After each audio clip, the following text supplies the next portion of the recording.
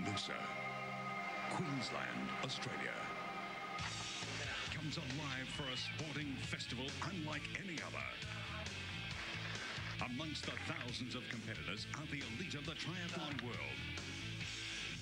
3 times world champion Simon Lessing lines up for the heat in Noosa. Last year's champion Miles Stewart is back with a vengeance. Stewart crosses the line and he has greeted them. Craig Walton, a young gun on the world tour, is self-trained and pumped to win. He's a young man on the rise in triathlon. Frenchman Olivier Marceau is strong in all disciplines. Emma Carney is the dominating force in the women's competition. Emma does have a weakness, though, the swim leg. Last year's champion Canadian Carol Montgomery knows what it takes to win. And Noosa belongs to the Canadian. Rina Hill came home second last year in Noosa. Her swim and run legs are her best weapons. Swiss star Natasha Badman has twice been duathlon world champion. She came second in her first ever Hawaiian Ironman. Former modern pentathlete Nikki Andronicus has risen fast in the triathlon world. She's a definite chance of victory at Noosa.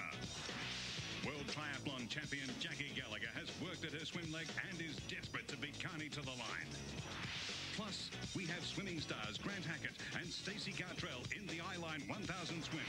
And you'll see the elite punish themselves in the Gatorade Bolt. That's all ahead right here in the Noosa Triathlon.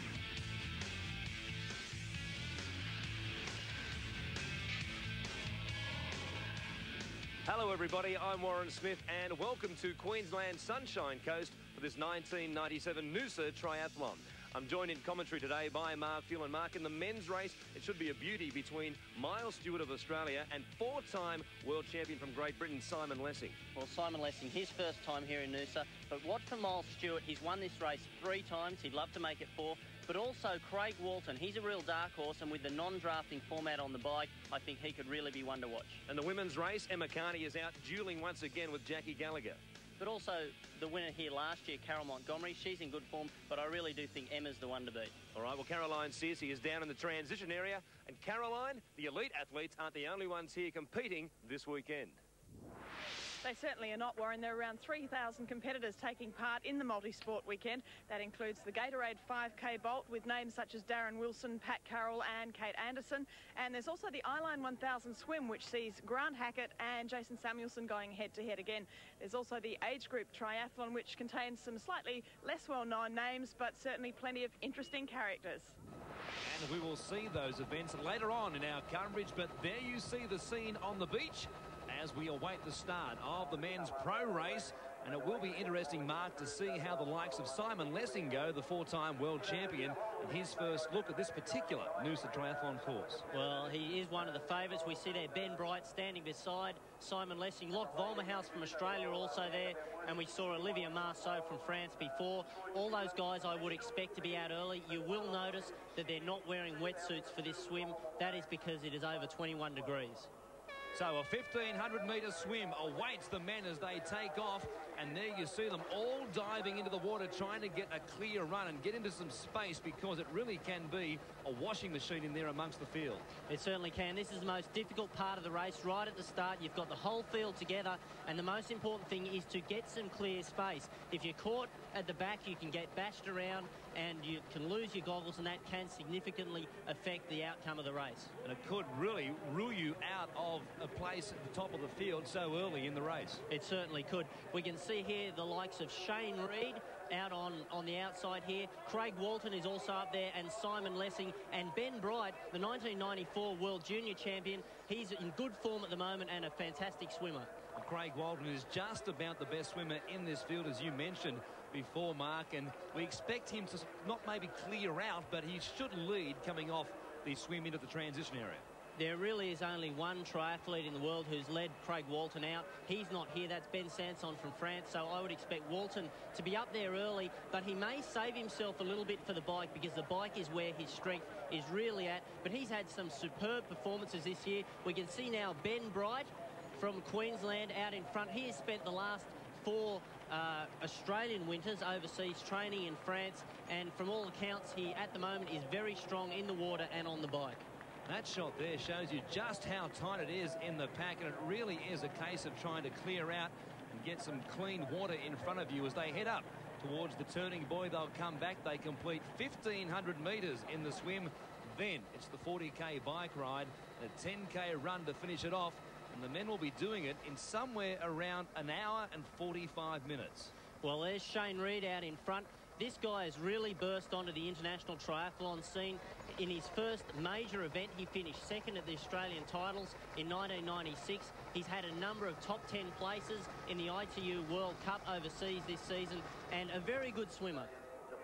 So far, the notable absentee there amongst the leading men in the swim was Miles Stewart. It was quite significant that he wasn't there amongst the leading swimmers as we wait now for the start of the women's race. Everybody back on the beach getting ready for the start of this women's elite field, and they will all be out trying to chase down, you would think, Emma Carney. And there are three of the big guns.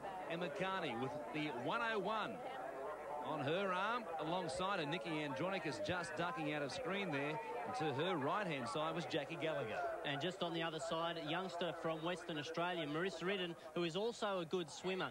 Now, the women's field will not be so crowded as the men's, but the one thing that they do have to contend with is that all the women start in one hit, both age groupers and the pro field.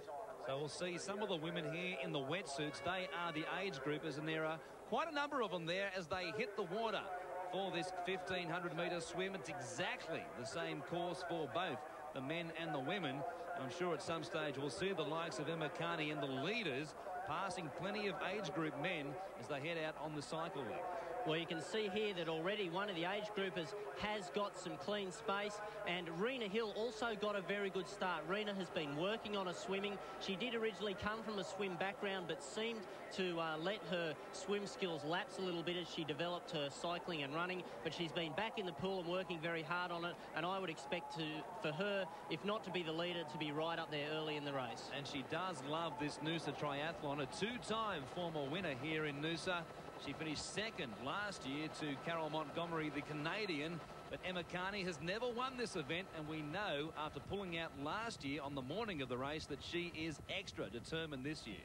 Well, she would love to get this win up. She's won nearly everything around the world this year. She is the current ITU World Cup Series leader and, of course, the 1994 world champion. There we can see our leader. It is one of the age groupers behind her, Rina Hill. Now, you can see Rina working hard to try and stay within the draft zone. You do get pulled along slightly if somebody's swimming in front of you. Of course, the swimmer in front, that's Melissa Godfrey. She's in the 16 to 19 age category, so she's having a great swim, but she has got the benefit of the extra flotation that is given by a wetsuit. And that is quite significant, isn't it? Yes, it is. It can increase in some swimmers by around about 2 minutes over 1,500 metres. We're back with the men now as they approach the halfway mark in this swim, and there is Shane Reed in the green cap, and it looks like it's going to be Craig Walton, the former Tasmanian, now a Queenslander, leading them at the halfway mark, heading towards the second of the turning buoys. And there's a mistake being made. Plenty of swimmers, as they came around that first buoy, have headed straight back up, missing the second buoy. Now they realise their mistake, but a couple more have swum straight on, straight back into the field. Well, there's going to be a collision here, and oh, there it is.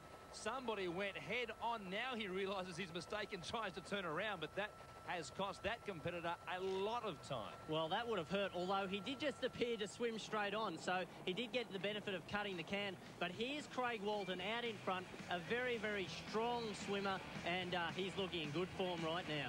As we thought it is, Craig Walton, who leads them in the swim down towards the beach. They'll hit the transition area and then to the bike. But we'll come back with more in just a moment.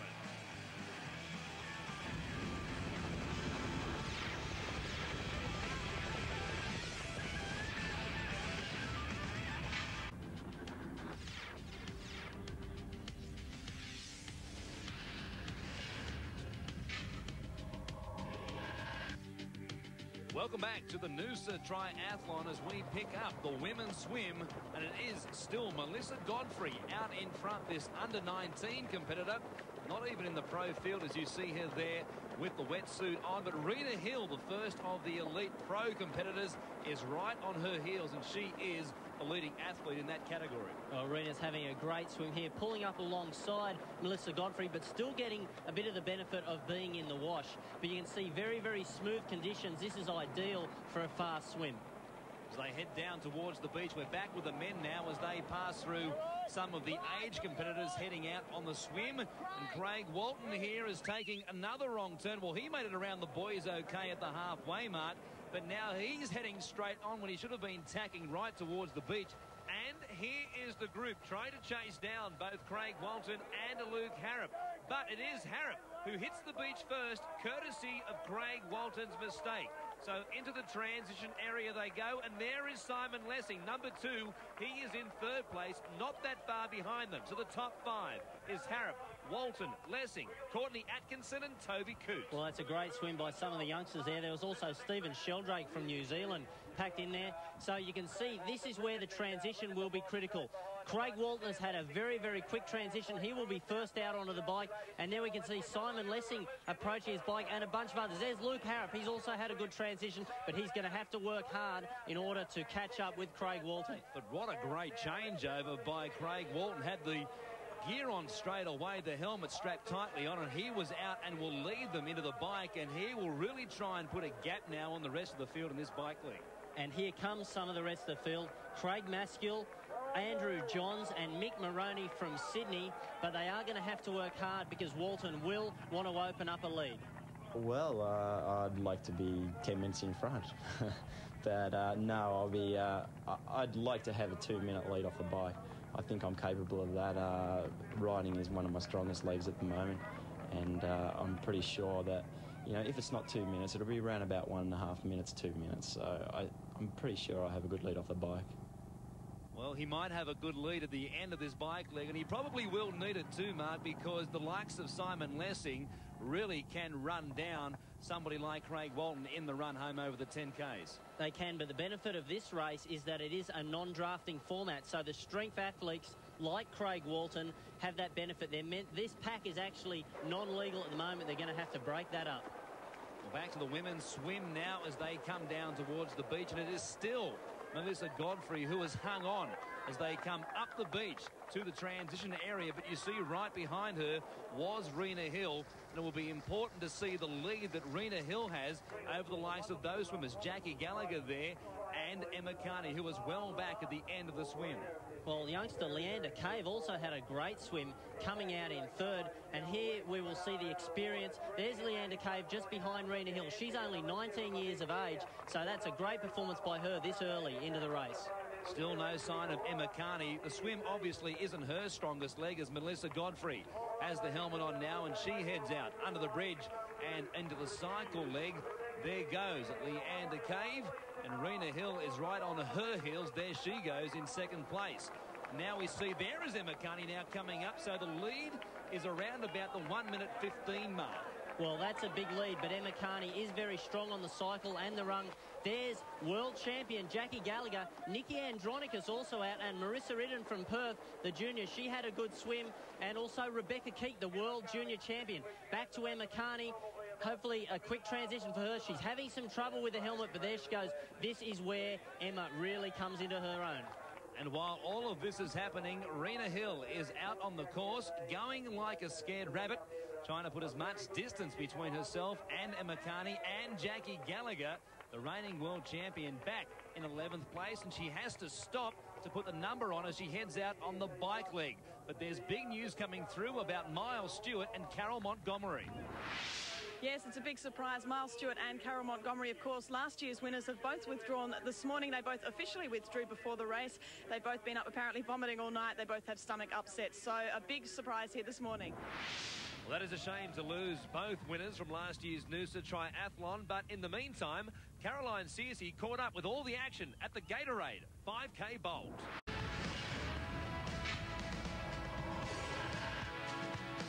The Noosa Triathlon continues as we look at the lonely sight, but a happy sight as far as Craig Walton is concerned.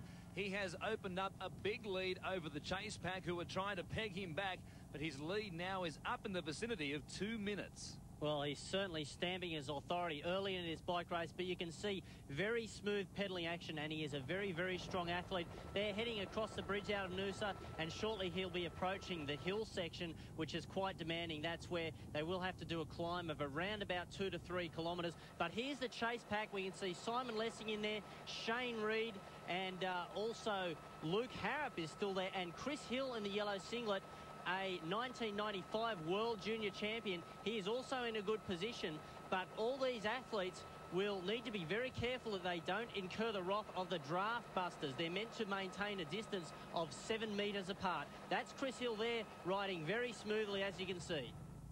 As they move up now, Craig Walton still out in front, trying to get some indication to exactly how far he is in front of that chase pack. And he knows he needs to lead by around about 2 minutes or more, hopefully, if he's to hold off Simon Lessing in the run home. Well, you can see now they're starting their first part of the hill. It starts gradually and then gets steeper as it goes on. But previously, Simon Lessing has come off the bike 2 minutes 47 behind Walton and still run him down. And with the non-drafting rule being enforced here at Noosa, tactics are crucial in this part of the cycle league. The idea for me is really just to keep with the leaders and control, really, as opposed to going out and trying to kill myself on the bike. I can rely on a strong run, whilst maybe other athletes, their stronger legs are the bike section, so they are athletes who are forced to work harder or to work to try and break away. At the moment, it is Craig Walton who has broken away from this pack, and there he is, up now towards the halfway mark of this cycle leg, and he has a big lead as we look back now to the women's race, and it's Rina Hill with a 105 tattooed on the arm there, who is being joined by Leander Cave on her outside, who moves through into the lead. Well, Leander, only 19 years of age and Australian junior champion last year. But here comes Emma Carney. She's the one to watch on this cycle leg. A very, very powerful athlete, and she generally comes from behind. She doesn't have as strong a swim leg as the other athletes, but always catches them on the bike. And you can see there a very smooth pedal stroke, what they call a cadence revolution of around about 80 per minute. And as with Craig Walton, it probably is a big advantage for Emma Carney not to have the drafting rule being used here. It certainly is. It means that every athlete has to rely on their own power, and Emma has a lot of it. Right now, back to Leander Cave, the junior, and her nickname is Big Bird, and you can see why. A very, very tall athlete. And Rina Hill now coming back and retaking the lead. That was a beautiful move from Rina Hill, stepping back in front of Leander Cave for the moment, remembering they need to keep some distance between themselves, or otherwise they might face the wrath of the draft busters, as they call them. But here is Emma Carney now, steaming past some of the men's age group competitors.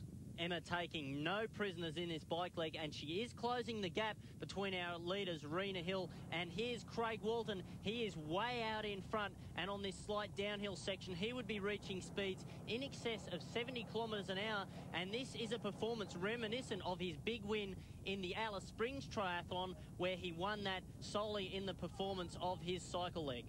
So he is way out in front and goes past a lot of the men chasing him down now, so he knows exactly what sort of distance he has between himself and those in pursuit. 20 kilometres gone in the bike leg. He heads back towards the transition, and then it's the 10K run. As we take a break and come back with more on the Noosa Triathlon.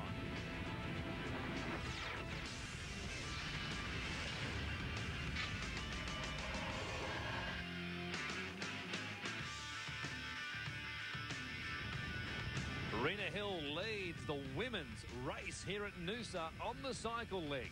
She is out in front, but hotly in pursuit is Emma Carney, a world champion in 1994. There's Leander Cave on her back wheel almost. They'll have to be careful with this non-drafting rule in effect, but there's Emma Carney. She has them well in her sights. Well, she has tracked them down through the whole cycle leg, and she will catch them shortly, and this could well mean that the pace will pick up. It will be interesting to see. There's Rina. She spotted Emma and obviously decided she'd better pick up the pace because she wants to maintain this lead, but Emma is not slowing down at all. It'll be interesting to see whether she decides to ease up on the pace or just keep going.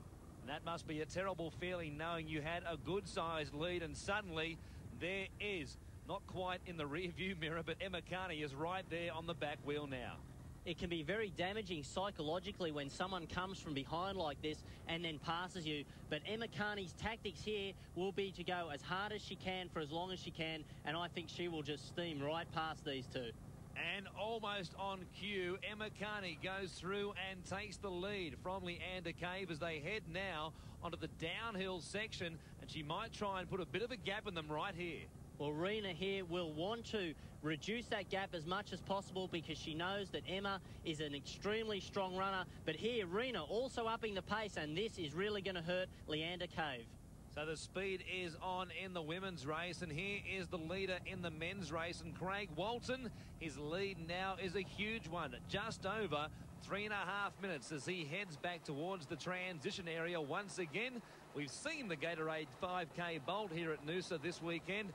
Also part of the festivities is the Eyeline 1,000-metre ocean swim. Those two swim, and can't this man swim and ride a bike? Craig Walton taking the foot out of the pedals and now heads down towards the transition area, getting ready to change into the sand shoes and head off on the 10K run.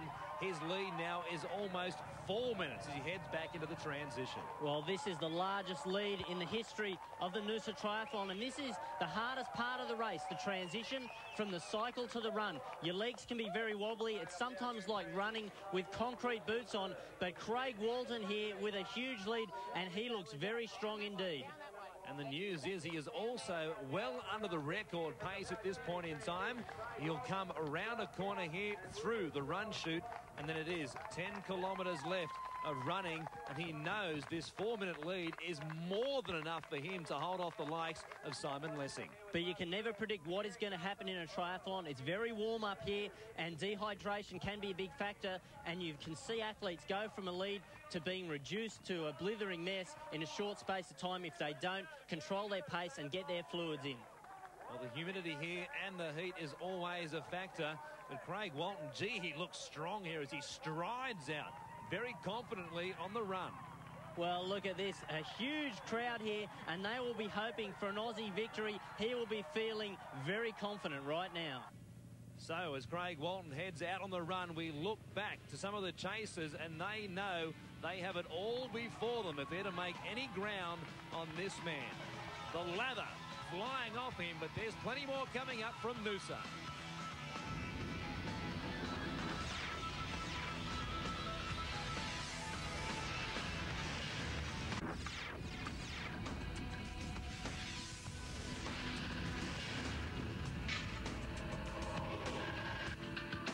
Just a part of the beautiful scenery here at Noosa, and there's a scene, plenty of age group riders making their way back on the bike leg towards the transition area. And the women are slowly getting there as well, or not so slowly. The men are already out on the cycle leg. Walton, KEAT, Hill, Redmond and Maxwell, that's the top 5. But Craig Walton has a big lead. Here is Emma Carney, the reigning I2U World Cup champion, alongside her Rina Hill as they dispense with the helmets and then head out on the run. And Emma Carney says, Rina Hill, look out, I'm coming straight over the top of you almost. Well, trying to get a little bit of a psychological advantage early in the run. That was also Frances Sophie Delamere who came into the transition. We can see Leander Cave now about 6 seconds back. And Clare Carney must have had a superb cycle leg because she was way back after the swim. So the Carney sisters on track for a big result in their adopted hometown of Noosa as Jackie Gallagher racks the bike. She has plenty of ground to make up. And there's Natasha Badman, 2-time World Triathlon champion, appears to be limping, and there's a problem. She's been called back for failing to rack her bike properly. So that costs her plenty of time, but here's Emma Carney. Here's how she plans the run leg. You're just trying to think about crossing the line, getting there, I suppose, minimising the pain. But at the same time, if someone comes up alongside you, you really just don't want them to get past you. You saw a graphic illustration of how determined Emma Carney is not to let people get past her when she stormed past Rina Hill in the transition area. She was very determined. We could see Rina there taking in fluid early on the run because if you dehydrate, you can suffer from cramps, and that's the last thing you want on a run. But look at Emma Carney. She's got a very smooth, fluid movement, and it's very important to use the shoulders when you're running. Craig Walton has used the shoulders and everything else to blow apart this international class field. His lead is still a huge one, and it would take something unforeseen for him to be run down from here. But Walton will need to stay strong because he's got the likes of Simon Lessing making a charge, and also New Zealander Paul AMEY, who's run a 1:03 half marathon, so he's coming at him. Well, we heard from Emma Carney how she plans the run. This is what Craig Walton thinks. It's not a sprint. I don't class it as a sprint, so I'll be sort of, you know, you get into one sort of zone, and that's sort of just, it's not a flat-out zone, but it's just, you know, enough to keep you going and keep that puffing up all the way. But I won't be going too hard. I'll be trying to stay pretty comfortable on the run and not sort of push myself. Maybe the last 5 kilometres. That's when I'll probably put in a big effort, and if I really need to. He was talking about a flat-out zone. He's in a zone of his own, and here is Emma Carney trying to create a zone of her own as they take on more fluid. And Rina Hill slightly losing touch now with the leader. Well, Emma's surging here, trying to break Rina. Rina will need to stay close, but Emma is definitely striding out and looking to capture her first ever Noosa title. She's wanted this for a long, long time, so she will just try and hurt Rina as far away from the finish line as possible, because you don't want to get down to a sprint finish. There's Clare Carney, and she's also really moving through the field. And over the right shoulder of Clare Carney, you can see both Rebekah KEAT and Jackie Gallagher, who is definitely in the hunt for a podium finish here at the Noosa Triathlon. But at the moment, it's the Carney sisters in the top 3 and powering towards the finish line as we take a break and come back in just a moment.